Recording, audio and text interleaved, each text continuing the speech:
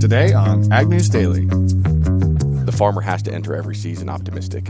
We can't go in here March 4th, March 5th and say, hey, this is going to be a bad year, right? We want to approach it with optimism. I think there's a lot of opportunity moving forward. A lot of the technology we've seen here at the show, a lot of the stuff that Helena Products Group and others are putting forth. We're trying to give farmers every chance to gain that advantage, so we're looking forward to it. Well, welcome back to the weekly edition of the Ag News Daily Show. This is Tanner, and hanging out with Michelle this week as we just got back from Commodity Classic in Denver. How you doing, Michelle? Good. It kind of feels nice outside, though. We got dumped on by a lot of snow, so. Yeah, it doesn't look like a lot of snow on the ground here, but we had such high winds in central Iowa. Made travels back difficult. Had to fly into Kansas City and drive up to Des Moines, which was not a part of the plan, but we're still here home safe and sound. This week's weather brought some snow and strong winds with this resulting blizzard conditions across most of the Midwest. Looking ahead, we do have two more systems that are expected to move through next week. A second system arriving late into the weekend has potential to be a significant storm. For more insights on the short-term weather outlook, we had the opportunity that at Commodity Classic earlier this week to talk to Eric Snodgrass. So let's jump into that update with the conversation Delaney had right now. Super excited to be sitting here with Eric Snodgrass, Science Fellow with Nutrient Ag Solutions. Eric, I love chatting weather with you. You make it such an interesting and dynamic topic. I want to start a little bit here with just a short range forecast. Sure. If we're looking out here the next couple of weeks, we're seeing growers in Texas getting started with planting. Not quite ready to roll here in the Midwest yet, but what's your short-term forecast? Well, the good news is it doesn't look like what we've been talking about for weeks, which has been access to really cold air and really dry air. And so the near-term thing is we've got a pretty potent couple of systems coming through. One will be right at the end of this show. We're going to have on Tuesday a pretty massive storm system. I don't like the severe weather side of it. I don't like the snow. Well, let me rephrase that. I do actually like the snow on the northern side of it because we need some moisture in the northern plains, upper Midwest. But as it comes through, it's going to rip through pretty quick. I'm very concerned about just how much damage we could get out of this early March line. And there's another one that follows about 3 or 4 days later. To be honest, Delaney, if you left it up to me, I would have 2 of these a week for the next 5 weeks. Wow. And the only reason for that is we have some underlying drought things that need corrected. So to see an active early term forecast here, I have to say I'm pretty happy with it. I think it's going to make a mess for when we all try to leave the convention, though. So, yeah, that's the near term. I was just thinking, for those of us that might be headed up into the mountains after the show, are we going to get some fresh powder? Are we going to have nice skiing conditions? Better. The Colorado Basin right now is actually doing okay. They're at about 85% of the normal snowpack, which is good because you think about the Colorado River and how it eventually flows down to the Baja. We need to have that whole basin with plenty of water. And it's kind of just telling of where the water is going to be because you think about it, the North Platte, the South Platte come out of that same area. And if I just think about the broader water issues going on right now, these systems coming up are kind of what we need. We just need them. We needed them last month, and we need them to not last beyond about, the first couple weeks of April so we can get into the fields, get some work done. But active is the name of it here in the near term. Well, stay tuned. We're going to get a full weather rundown here from Eric in just a few short weeks. But Eric, thanks for joining for a brief weather update this week on the podcast. Yeah, you bet. As Snodgrass mentioned, some attendees faced challenges returning home from Denver due to that weather. Meanwhile, Delaney may encounter more snowfall in the Colorado mountains as she spends a couple of days skiing or snowboarding or maybe falling down, whatever it might be. Sounds like a lot of fun. As mentioned earlier, we were at Commodity Classic this week. We had many great conversations. This year was close to a record, as unofficial numbers have over 11,300 attendees compared to last year's record-breaking attendance at 11,500. So we'll see if we can get that record broken or not. But let's turn it over to a conversation that you had, Michelle, talking to farmers and what they learned at this year's event. There were gloves, hats, pens, koozies, anything you name it at this year's Commodity Classic in Denver, Colorado. Bringing a lot of farmers together, seeing technology, the race car, so many cool things at this year's event, and many conversations on Ag News Daily these upcoming few weeks, those conversations you won't want to miss. But let's hear it from the farmers and those people who were here at what they learned at this year's event. Learned a lot about some of the biological stuff that's still coming out. And, I mean, it's new to everybody, I think, still, so learning more about that. There's obviously several different things. My wife's a bookkeeper as well, so we've been looking at some of the different software that's specifically designed for farm use. So that's kind of interesting. I don't know, there's plenty of niche things here, as well as the big companies and the new technologies. So we're just here to take it all in. The one thing I learned, I came to learn a little bit more about fungicides, and through that I've learned that kind of maybe we need to change up our program a little bit and try some different fungicides, try to retain the yield and keep the disease down. With BASF and Syngenta, learned a couple new ways to do things. I really got to learn how impactful AI is becoming in the industry and how we're going to have to start leaning on that, and how we're introducing farmers to those new concepts. And there's some people who are in this space and really excited for the change, some people who are a little more hesitant, but this industry is growing so super fast, so it's super exciting. Well, I guess talk to the rep for John Deere about the new 700 series combine, found out a few things that are very interesting, so it's quite a big show. Well, we come to the show just to interact with other farmers and vendors and see what's new and upcoming, and it was a great show. So, some of of course, the tariff talk and everything like that. It's fun to hear other people's views of that and opinions of that, and it's on everyone's mind right now. So that's what we enjoyed the most of it, just interacting with that. So, yes, lots of new technology. We're primarily Deere, and Deere had a really nice exhibit, and it was great. Again, you won't want to miss those conversations that are happening on Ag News Daily these next few weeks. Well, it was a fun event, but there was a lot of tariff talk. Gave a lot of people to have a lot of conversations about it. The value of U.S. agricultural exports in fiscal year 2025 is projected to drop to its lowest level in 5 years, according to the USDA.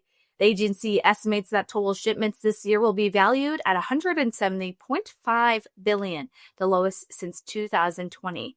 Reuters reports that the tariff actions have sparked new trade conflicts with the U.S. three largest trading partners, potentially disrupting more than $2 trillion in two-way trade. According to the American Farm Bureau Federation's Senior Director of Government Affairs, Mexico accounts for $30 billion in U.S. agriculture exports annually, followed by Canada at $29 billion and China at approximately $24 billion. Together, these three countries make up half of all U.S. agriculture exports. Well, we had many great sessions out at this year's Commodity Classic, but shortly before the event, it was announced that U.S. Secretary of Ag Brooke Rollins was going to be in attendance. So we captured a couple of sound bites from this week's press conference at the event. We're going to share those with you here. I've now been on the job just over 2 weeks, and it's been incredible. Been to 5 or 6 states now, I think, talked to hundreds and hundreds of our farmers and ranchers. We've already released some pretty major plans, made some big announcements. I'm sure a lot of you have tracked that. But there's a lot more coming. We're moving on Trump time. Some of you may have seen. We've moved very quickly, but it's the honor of a lifetime to be in this role. Secretary Kennedy and I have already begun building a strong relationship, a great, hopefully, partnership where we can work together, where we begin to move forward. And perhaps I can spend a little time making sure that he understands that some of the things maybe that he has been told or believed or has read isn't entirely accurate, and the importance of ensuring that our farmers and our ranchers and that really America understands the importance of things like pesticides and others to ensure that we are able to continue to feed America and, frankly, to feed the world. I feel confident. I feel very, very confident. I'm very encouraged that as we work to make America healthy again, we will be able to do it in a very intentional way that not only does it compromise our farmers and our ranchers and our ag community, but actually helps to elevate and make more prosperous than ever before. I know that's where President Trump stands, and I, of course, stand along with him to effectuate that vision. Listen, our farmers are the original conservationists. There's no doubt about that. Our revolution was fought by farmers 250 years ago. They are the best purveyors and preservationists of the land, that we are looking at everything line by line by line. Our chief of staff is the incredible Kelly Buller. She is here. She's really leading that effort. And I feel confident that as we look to right size the USDA and all of the agencies across the government, as we look to realign, the agency to better serve our farmers and our ranchers as we look to move out things like diversity, equity, and inclusion and progressive, quote, progressive ideals in terms of how we move money out. Those days are over. Now we look to really focus on those that are truly feeding this country and the world.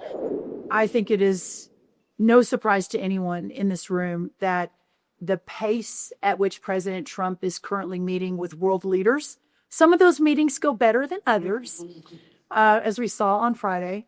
But I think as we see that, for me personally, and I hope for the audience that you all represent and why you're here, you hopefully are encouraged that while we're entering probably some tense trade negotiation moments and days and perhaps weeks and maybe even months, that the place of President Trump, Vice President Vance, and America in the world, I believe, is strengthening every day. And I do think that is going to give us some really good opportunity to strike some of these deals to ensure that we are expanding that market access. So there are so many different pieces on the chess board, thank you, that are being moved around right now. And it is a bit of a game of three-dimensional chess. This is an extremely aggressive effort that I fully support. But in being so aggressive, there will be mistakes made. And there have been mistakes made. I think in the first tranche, we let go, as part of those cuts, some of the avian flu experts. And immediately, Kaylee brought them back.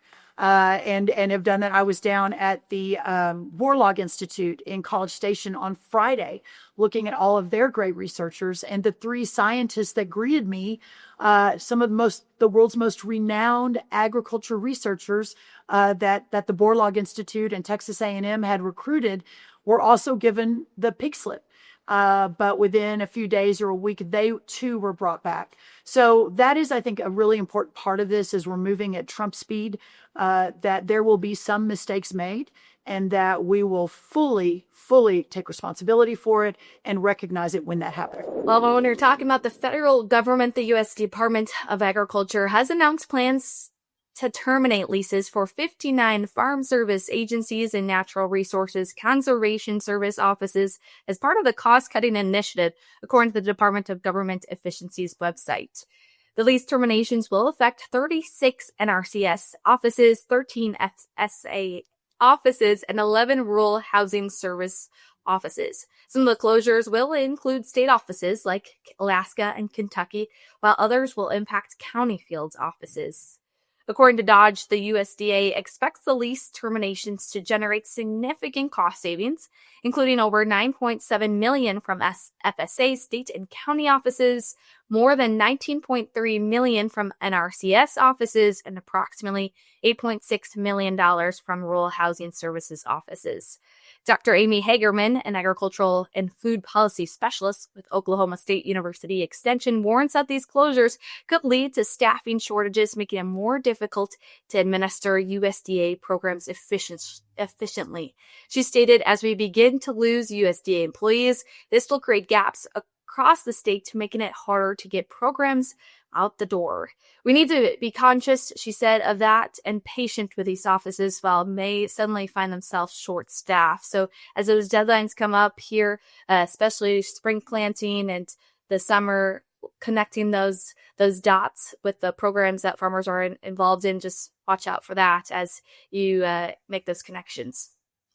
That's right. We did see a little bit of good news, though, this week. The International Longshoremen Association, ILA, has given their final approval for a new 6-year contract agreement with the U.S. Maritime Alliance. The contract will take effect on October 1st, 2024, and run through September 30th, 2030. It was overwhelmingly approved by nearly 99% of the ILA members. The ILA president, Harold Daggett, who led the union's negotiations, stated that he was pleased to announce that thousands of longshoremen workers overwhelmingly supported this contract, and now they have labor peace for at least the next 6 years. This agreement includes a record 62% wage increase, full protections against automation, enhancements to the union's healthcare plan, and several other benefits. Daggett also commended USMX's lead negotiator, Paul Demaria, for his role in reaching this settlement. So commended that leader there, Michelle. Well, another area of news, we're talking mycotoxins. Alltech has released its complete 2024 U.S. harvest analysis report, highlighting how a combination of heavy early season rains and late season droughts created significant challenges for U.S. crop producers. The report also indicates that the overall risk of mycotoxin contamination remains moderate to high. Mycotoxins, natural substances produced by molds and fungi, are a growing concern in agriculture. Currently, more than 95% of crops are contaminated with at least one mycotoxin, often with two or more. Because mycotoxins are difficult to detect, they can cause serious harm to animal health before producers even realize they are present. The company's data proactive mycotoxin management program is essential, beginning with identifying the highest risk mycotoxins in specific regions, crops, and livestock species. Dr. Max Hawkins of Alltech, who is on the mycotoxin management team, stated corn grain and silage risk is somewhat higher across all regions of the U.S. than in 2023. Well, we had many great conversations at Commodity Classic, as we started sharing with you, and we will over the next couple of weeks. One of those was with Helena. We discussed more about their government regulations and new post-emergence adjuvant. So let's get into that conversation for you today. We're excited to be down here in Commodity Classic once again, chatting today with a few folks from Helena about some interesting policy and other issues. We're chatting today with Sean McCarty, the Director of Government Affairs for Helena, and Austin Anderson, the Brand Manager of Adjuvants and Water Management at HPG. Gentlemen, thanks for joining us this morning. I appreciate the time. Yeah, thanks for having us. Before we get into a little bit of some of the topics we want to cut into here today, let's get a little bit more about each of your backgrounds and a little bit of what you do within each of your roles. Oh, you want me to start? My name's Austin Anderson. I started with Helena just a little bit over 2 years ago, and I have a pretty unique job within Helena and HPG where I get to see product concepts all the way from, hey, this would be a good product concept, all the way till fully finished and everything in between. So I deal a lot with marketing, positioning, pricing, all the fun stuff that goes along with the launching new products and having products in our own portfolio. So if we need a discount, we're coming to you. I mean, I don't see why not. And so I actually started in the Helena Products Group 20 years ago, and then moved into a sales representative role on the Eastern Shore of Maryland and Virginia, and ran a branch out there. And then about 10 years ago, Helena created their own government affairs department to advocate not only for Helena, but our customers and the interests that we see arising in an ever-changing market. And so I've done that for the last 10 years, trying to be the best liaison I can be between not only the agencies that regulate us, but also the officials that represent us at the state and federal level. Just to ask a quick follow-up, Sean, I know we're going to get into some of the issues Helena's focused on, but that seems like a big jump to go from a sales type of role into government affairs.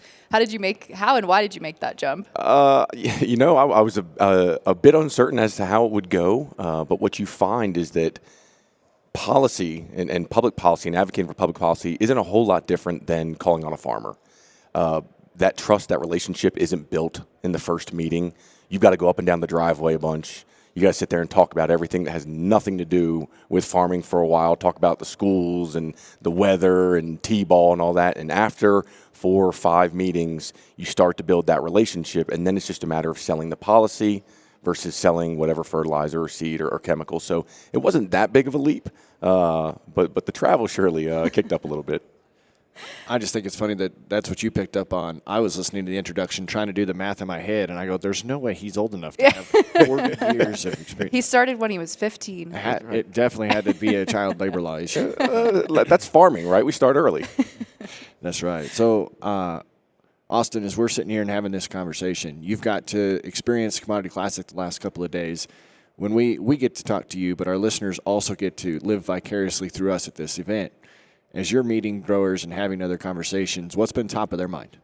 Well, it's putting 2024 behind us and starting on 2025. So, there seems to be a lot of uncertainty about, what 2025 is going to bring us. But, what's been interesting has been the excitement to get started, right? It's like the weather's starting to turn in certain parts of the world, and, I think we're all excited for what 2025 is going to have in store for us. Yeah. And one of the things 2025 has in store for Helena customers is your new adjuvant product, Cohort. Tell us a little bit more about that product launch. So it's something really exciting. So, we know that we've had some regulatory issues around like dicamba and vacating registrations and stuff. And so we get to a situation where growers are going to have to rely on maybe some old tools in the toolbox like Liberty and other products like that. And so what we thought about is how can we make herbicides like that work more efficiently, more effectively, and more consistently. And so we were able to bring out something like Cohort that's really going to change the game for those of you that are using Liberty out in the marketplace. Sean, since you're on the regulatory side too, it's interesting, I think, to know what goes into getting some of those tools in the toolbox to light. Yeah, especially, the pesticides we know today, that timeline has grown exceedingly long. We're probably in the neighborhood of 12 to 13 years to get a new active ingredient registered, potentially longer if some of the budget cuts and downsizing at the government level hinder the ability to get new products approved. But also there's a number of label amendments and small changes, adding certain crops to the label or new sources of an existing product that maybe took 2 to 3 months, and now we're at 2 to 3 years. And so we're trying to find other solutions. We talk about our adjuvant technology and other ways. Okay, if we can't get something registered in time or we can't make these changes, what's another way to solve that problem? And perhaps it's taking some of our adjuvant technology and other products that Helena Products puts forth, and if we put them together with the existing products, can we solve the problem that way? Yeah, I think it's clear the reason the two of you are sitting here together. Like you definitely have to play off of each other, especially as products like this new release you want to get into place. Absolutely. So as you've talked to farmers here and had these conversations about Cohort, what's the sentiment around that? Is it a nice level of excitement? Well, we've got a lot of momentum with our internal customers and a lot of our wholesale dealers that are, here at the show, and, growers are starting to look at, hey, they've kind of already picked out what seed maybe they want to plant. So now they're kind of thinking about the next progression of, what farming has in store. And so you're thinking about herbicide programs and stuff like that. And so growers are really asking questions like, how can I help eliminate, these situations where, hey, I had a little bit less of a performance that I'd like to see, how can I, supercharge that and those sorts of things. So really being able to think about it from the standpoint of being able to get your most bang for your buck, right? Yeah, and every dollar matters. Yeah, oh yeah. Especially in an environment where we're currently at, and it's nice to be able to describe and show and demonstrate that value. Well, what I've been telling people all the time is, the most expensive application you're going to make is one that doesn't work or is not as effective as you want it to be. And so there's a lot of temptation about cutting back on fertilizer, cutting back on a lot of things. And, what we're thinking about at Helena is like, how can we make a full, well-rounded agronomic recommendation, and how can we make that work on a higher percentage of the time? And, we all know that, 2-inch weeds aren't always 2-inch weeds, right? And so making sure that we can really get to that point where, we're not sacrificing yield for, untimely situations that come up. Mm-hmm. So it's a post-emergent adjuvant. Walk us through a little bit more about some of the R&D. I'm sure it's been a long runway to get here. So what's kind of cool about, I told you a little bit about what I do is at HPG. It's like, we get to see it from all the way the infant stages, and, we do a lot of R&D testing. So, it's been in the works for, the last 3 years or so. And, we've had the chance to test it at over 50 different locations across 19 states. So it's one of those where we know the ins and outs, ups and downs of what the Cohort will bring to products that need AMS, or if you want a little bit more activity, they've got AMS on the label. So it's really been a really rewarding journey to get to where we are now. So Sean, with the fact that Helena knows the ins and outs, does that make your role easier? No, nothing makes it easier. It's but obviously, when we look out and try and identify what are the challenges, not only that companies like Helena are facing, but most of our solutions at the Helena Products Group arise from grower concerns. I've got a problem. How do I solve this? And then we go back to lab and kind of work through it. And then it's a matter of, okay, now from an approval process, do we stand a chance? And what's the timeline? And from an ROI standpoint, will this work?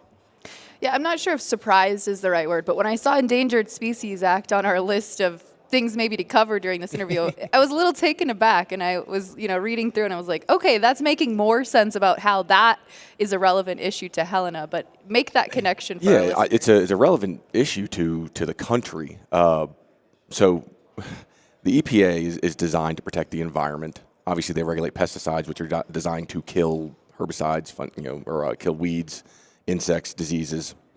And for quite a while now, the EPA was not doing the proper consultation with the Fish and Wildlife Services and the National Marine Fisheries. Those are the services they're supposed to work with to identify, could this active ingredient that we're registering or we're reviewing, because every ingredient has a 15-year regulatory review, adversely impact the habitat, the life of the species, and if so, then they have to make mitigations. Well, they weren't really doing that, and it led to a lot of litigation. They grouped all that litigation together.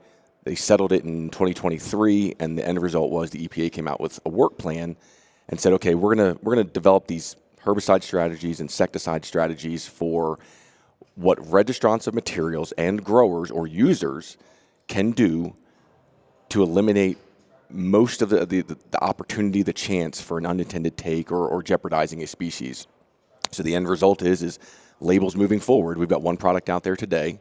We'll have a number of others that go through the process in 2025. And over time, dozens of products will turn into hundreds of products, and it will be all of the herbicides that are subject to this new protocol. They will have a point system on the label.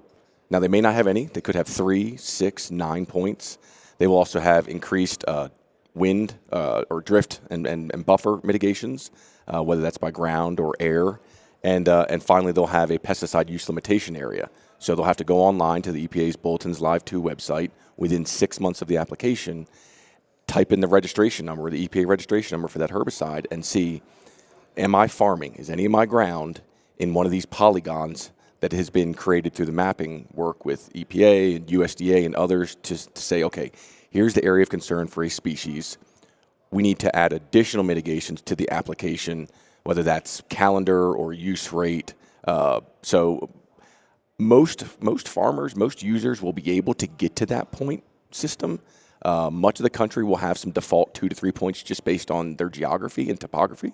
But it's going to be a significant amount of planning when you look at all the farms and the fields that you operate on. And once you get used to it, I don't think it will be that tiresome, but early on, the adjustment period will be a little rough. And you said, how far away are we from seeing that implemented? So the herbicide strategy was finalized. Mm-hmm. So we have one herbicide today that has gone through the new active ingredient registration that is already out there. There's a number of others moving forward for 25 that will be registered. We also have hundreds of products that are due for their regulatory review. So when they get reviewed and they get a new registration or a reviewed registration, they will then have that opportunity. Insecticides, if you asked me 3 or 4 months ago, I'd say probably the end of 2025, we would have that system in place. But we've seen a pause on a lot of federal work. There's a lot of communications about, do we want to tweak this? Do we want to change this? So it's possible the insecticide piece gets pushed back a little bit further. Same with the fungicides. So as of today, it's only herbicides. Yeah, that was a lot, and I appreciate you sharing that with us because from a producer hat, that sounds like a lot of responsibility that's going to fall on my shoulders going forward to make sure that I'm doing this correctly. Obviously, you should read and follow label instructions. Yeah. That's right. Yeah, and it's the applicator making that application. Ultimately, that's where it sits. The label is the law, and you're going to look at the label. The additional wrinkles are you're going to have to hop off the label to look at, okay, how do I hit these points? Here's a chart of my runoff and erosion. I do this, this, and this. When you go to the pesticide use limitation area, as long as you do it within 6 months, but you're going to need to do it. You're going to have to look at every herbicide you use, type in that registration number, and know, does this put me in any sort of extra measure that I've got to take? Mm-hmm. So it's a little bit more complicated. The downside, and they said this when they were developing it, is we allow litigation to move forward with vacatures, and we lose the pesticides altogether. Yeah, so I don't know if you guys are the right person to ask this question, but we've been asked this a lot from the folks that have come up and greeted us because we're sitting here and looking at some new technology. It's across the industry as far as application goes with the See and Spray type application. It's not a general broadcast. Will that change the way some of these labels or restrictions are put in place because it's no longer a blanket application? There's less gallons per acre, less, or you know what I mean, as far as that goes. I mean, yeah, with regard to any of these public policies like the additional measures for endangered species, to a certain extent, it may change what from a point value and concern about drift and runoff, but ultimately the species are where the species are. Right now we can, and various groups have disagreed about where species are and how strict we need to be, but I don't think we necessarily change that. It may just make it a hair easier to comply, right? Legally, you don't have to keep those records. Now, you will get a point, one of those mitigation points, just for keeping those records, but it's in your best interest. I mean, we know that the desire for transparency and traceability is as high as it's ever been, and so you're going to want to have a record of how you got to those points just to be always able to go back to it. But I think some of the technologies that are coming along will certainly make it a bit easier, and that's where we look at this process is how does it evolve? How can you tweak it and make it to advance with new technology? That's great. Well, I don't have any more questions. I have today. one final wrap-up question, maybe just for fun as we kind of put a bow on this conversation.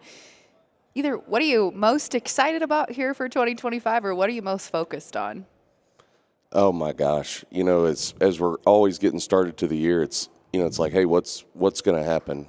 So when I think about what we do at HPG is like being able to bring solutions to growers that are actually applicable and make a difference on your operation. So it's going to be exciting to see exactly how all 2025 rolls out for us. So we're off to a good start. So we're excited about what 2025 has.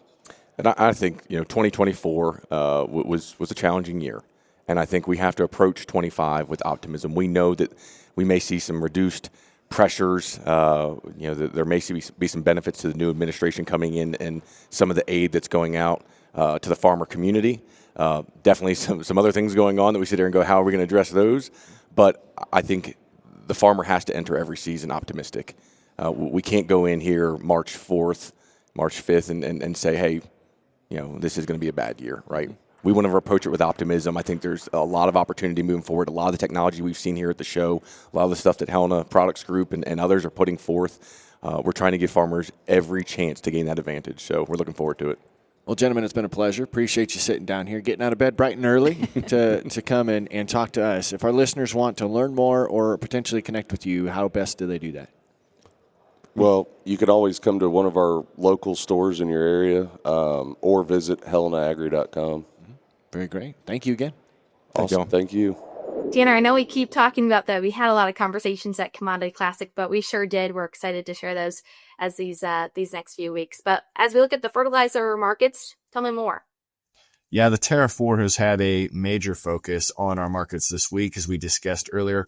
Josh Linville of StoneX highlighted that the U.S. heavily relies on fertilizer imports from Canada, with 87% of the potash coming from there. While much attention has also been placed on the dependence, it doesn't paint the full picture. Canadian retaliation tariffs on U.S. goods could, in turn, negatively impact Canadian farmers, particularly in this phosphate sector. Additionally, after an extended period of bullish trends, urea prices have finally cooled down for now. We'll continue to keep an eye on those fertilizer markets for you here on Ag News Daily. As far as grains go, we did see a little bit of a rebound on the soybean side in hopes that the Canadian and Mexico tariffs would subside. And of course, like ebony and ivory, Michelle, corn and soybeans can play in this market together. It'll be interesting to see what next week brings to our listeners as well. Yeah, I can't believe it's March. So spring planting in the Midwest is right around the corner. So I know next week it may be a little warmer temperature, so people may want to get into the fields really close here. That's right. And I know some of you will be headed out on spring break over the next 2 weeks. Make sure you connect with us on our social media platforms and tag where you're listening to Ag News Daily from. We'd love to see where your trips go, and maybe we can live vicariously through them, Michelle. Yeah. And while trade show mix season kind of is over, we'll continue to update you weekly on Ag News Daily. So a lot of good conversations like mentioned, but really good to be out in Denver, Colorado this week. That's right. Well, for today, I think it's time to let the listeners go. Let's let them go.